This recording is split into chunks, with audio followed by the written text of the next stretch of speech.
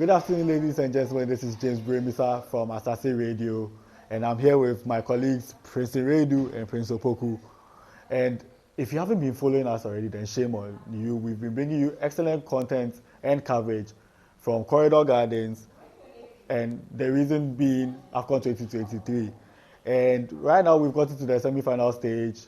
We have the host Cote d'Ivoire still in the competition. We have the Democratic Republic of Congo. We have Nigeria and we have South Africa. All four teams being former winners of the tournament. Has this ever happened before? Yeah, we've seen it. I mean, the last couple of tournaments, we always see the previous winners being in there. The tournament is a tournament that recognizes its winners. So you always see the likes of Cameroon, Senegal, Ghana, Egypt. But this time around, we saw many of them crash out, and there was that possibility of we getting teams that are yet to win the tournament in the semi-finals, but it didn't happen. Eventually, we have South Africa, Nigeria, DR Congo, and Cote d'Ivoire. That's incredible. It's been fantastic, the competition that these minnows, as we always see them to be, have given the winners so far. And I think that maybe in the near future, we'll get to see new winners being in the last four of the tournament. And Prince, since Princeton just mentioned the word minnows, which we tend to throw around a lot on this continent, do you still feel we have minnows in African football, or is the playing field now extremely level? Well, I think the African football over the period, especially in most recent times, has incredibly, developed. It's hardly you find, a team back down against the supposed top dogs when it comes to African football. It didn't start in this tournament. I think in the qualifiers, especially in the World Cup qualifiers, we saw it, and then in the qualifiers for this tournament, these supposed minnows have, dished out scintillating performances, strong performances to the, astonishment of us all. So I particularly am not surprised that they've been able to, perform on top of their game, as we have seen. Usually, we expected the top, five relative to our FIFA ranking to make the limelight or find themselves on the podium on tournament or in tournaments like this. But here lies the case: they've all crashed out.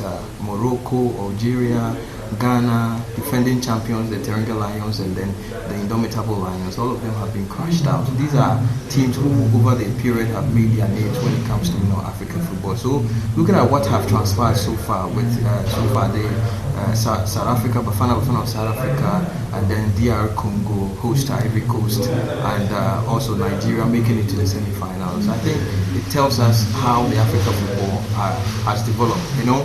Angola have been crashed out. They crashed out at the quarter-final stage of the competition, but we saw the kind of scintillating performances they dished out. Mauritania and other supposed en route to the tournament minnows. So I would say that African football has really, developed, and it tells you how the federations in Africa are giving attention to the development of that football. It inures our benefit when we mention African football. That's one. Now, semi-final stage, and the pairings being La Cote d'Ivoire versus the Democratic Republic of Congo and Nigeria versus South Africa. Let's take the fixture with the host nation. First of all, how lucky were Cote d'Ivoire to get here?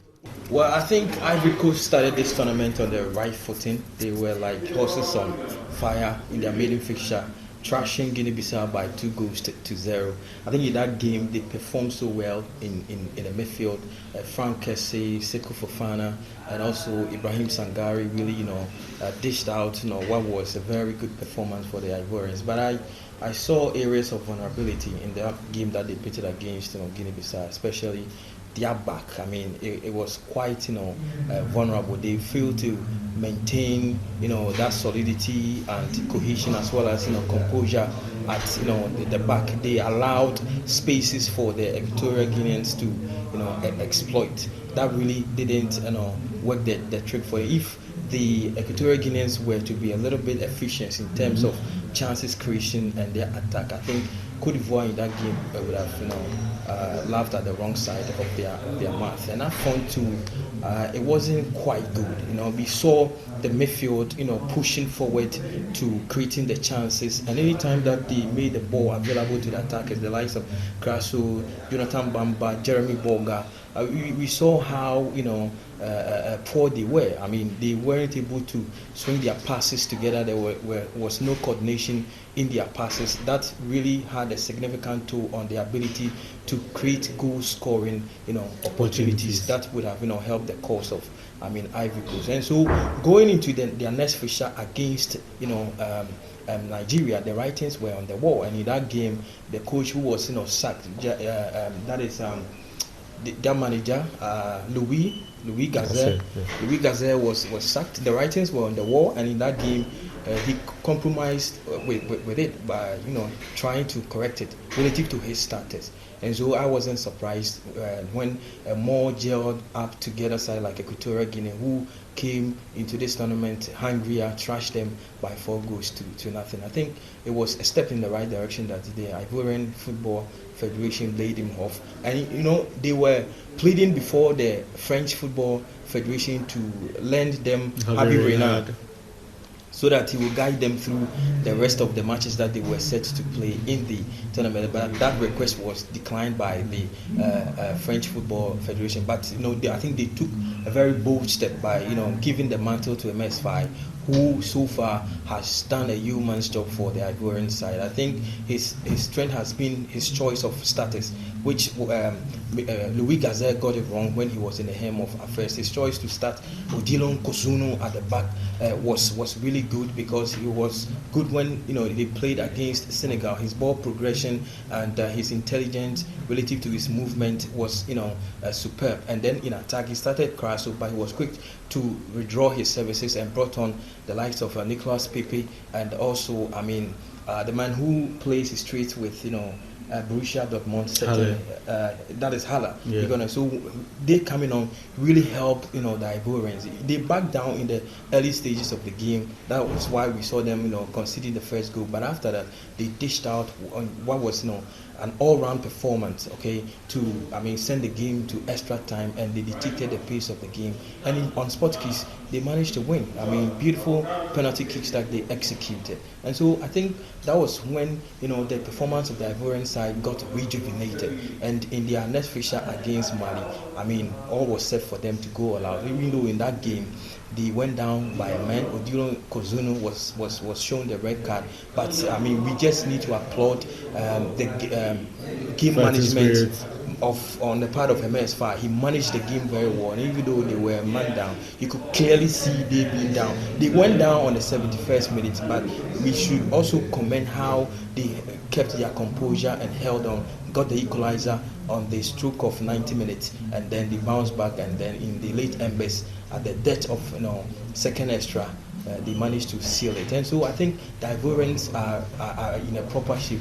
Their performance has been rejuvenated, and the fact that they have their home fans behind them going in the semi-finals, I think they will be able to make it to the finals. I think with what we've seen from them so far. Okay. And then Princeton, with regards to DR Congo, what do you also feel about how they got to the semi-finals, and what we should expect? I think they are much a better side in terms of how to go about their opponents. And he talked about Ivory Coast run, which has been, roller coaster. A lot of miracles happening for them. For me, I think that they are playing with some force behind them, because you can't go a man down, go a goal down, and still come back to win it. So. And all of that too, they also capitalize on the weaknesses of their opponent. And I think that DR Congo, they are a much better side. They will know how to approach this game, and they know how to take their chances. So they will give Ivory Coast a very, very strong game coming up in that encounter. So we should expect something better from them. I don't see Ivory Coast going beyond that end, because you cannot do this for the whole tournament. It will reach a point where reality will dawn on you, and you have to step up in the 90 minutes. And so I think that DR Congo will give them that chances in the game. So I also see DR Congo going through.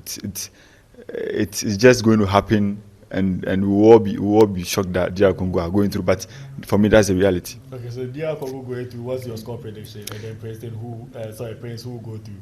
I think DR Congo will go through 2-1 at full time.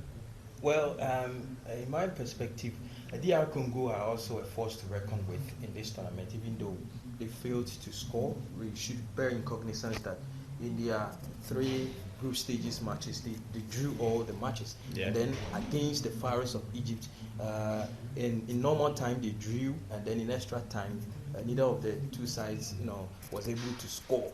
And then they managed to cruise past them on spot kicks. We saw them finding the back of the net against Guinea, where they managed to turn the game on its head and won by 3 goals to 1. I think they are very strong on their flanks. Yoni Waisa on the right flank, and then Meshach Elia on the left flank. They've really performed on top of their game. In midfield, Samuel Mutobsami has been up and doing for them, and their major strength in their setup has been their back, with the likes of Captain Chancellor Mbemba holding down things there. But I think the Ivorians are going to go all out in this, looking at how rejuvenated their performance has become. Now they play with lots of a flair, and they create lots of chances. They are not afraid to go forward. And then I think in midfield, to Jean-Michel Seri coming there has really added to their midfield exploit. And on the lateral, that is the right back and the left back position, Winfred Singo, and then the left back, his name has escaped me a little bit now. They are doing so well, and so I see them to be, not Masako, Kone. Yeah. I see them to be certainly an all-round team who know where they want to go, and the fact that, like I mentioned earlier, they have their home fans behind them. DR Congo has really done well so far, making it to the semi-finals after a long while. I think the last time they did that was in the 1970s, but I see the home side, making it to the finals of the competition. I predict 2 goals cushion for Ivory Coast, perhaps 2-0 or 3-1. Scoreline. On the flip side, Nigeria up against South Africa. Nigeria, en route to the tournament, they found themselves in the eye of a storm. Jose Pacero, assuming in office, hadn't gotten the best of results for them. We should bear in cognizance that en route to the tournament, they played against Guinea, and in that game they lost, and that really sparked a skepticism as to whether Jose Pacero was the man to guide them in this tournament, relative to looking at the imbalances that was seen in his team. But I think in their maiden fixture against Equatorial Guinea, they went down, bounced back quickly to record that goal through Victor Osimhen. And so I see the Nigerians also going all out, because even though they've not scored a number of goals, but they've been quite disciplined, and they've really coordinated their defense very well. The likes of William Chosekon has really done the job for them at the back. All they need to do going into their semi-final clash against South Africa is to add to their attacking exploit. I think they need to be a little bit more crafty. They need to find that incision, and that will be it for them. They will be able to go all out. And for defense, they don't have a problem. For the South African side, I think the fact that 80% of their teams are emerging from their local league has really worked the trick for them. They play in unison. You could see the team play when they are in action. And looking at the fashion that they eliminated Morocco, who were huge tournament favorites and route to the tournament, and also how they managed to win in the quarterfinals against the opponent. I see them to also pulling the strings against Nigeria. But if you just oppose the performance of the two nations, I see Nigeria being a step ahead. But of course, all these nations who have made it to the semi-finals deserve great commendation for the work that they have done. It's not fluke, they worked for it and they've acquired it. And so I think in the semi-finals we are yet to experience the best of thrilling actions as far as AFCON 2023 is concerned. If any of the teams can make it to the final, but I see the hosts making it to the final, and also Nigeria. So Nigeria and then Ivory Coast will pitting at the finals of this year's African Cup of Nations, in my perspective. So Prince says Nigeria versus Ivory Coast in the final. I tend to want to agree, but then again, I don't want to put my opinions over here. So let us know in the comment section, who do you think is going to contest the final on Sunday? Would it be Nigeria? Would it be South Africa? Would it be DR Congo? Or would it be La Côte d'Ivoire? Guys, once again, this is Brew Amissah, Asaase Radio 99.5, and you can follow us on YouTube, Asaase Xtra. You can check us out on Twitter, Asaase995, Asaase 997 Tamale or Asaase 1003 for Cape Coast.